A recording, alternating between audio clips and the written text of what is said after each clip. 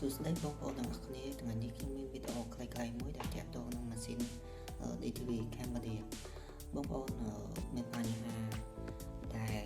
ទិញម៉ាស៊ីនថ្មីទៅដាក់ប្រើប្រាស់ពេលនេះខ្ញុំមានដំណោះស្រាយមួយសម្រាប់បងប្អូនដែលយកទៅដាក់ប្រើប្រាស់កុំភ្លេច share និង like វីដេអូហើយចុច subscribe វីដេអូនេះផងដើម្បីឲ្យបងប្អូនទាំងអស់គ្នាបានដឹងទាំងអស់គ្នាអរគុណទៅមើលទាំងអស់គ្នាវីដេអូថ្មីជាដំបូងបងប្អូនចុចមីនុយរួចចុចរំកិលដល់ស្នាមរួចចុចចុះក្រោមអូខេបន្តមករំកិលដល់ស្នាមបន្តមកទៀតចុចទៅស្ដាំរហូតដល់តែមានសេវាបន្តមកទៀតចុចមីនុយ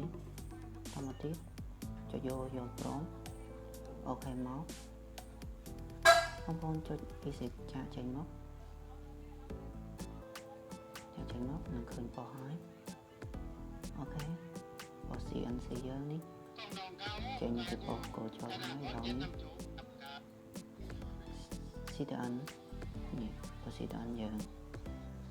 បងប្អូនចុចចុងក្រោមមកនេះកំសាន្តប៉ុសរឿង Hollywood យើងនេះកំសាន្តរឿងទាំងអស់ចុចមកក្រោមទៅមកប៉ុស Music ប៉ុសចម្រៀងពី Music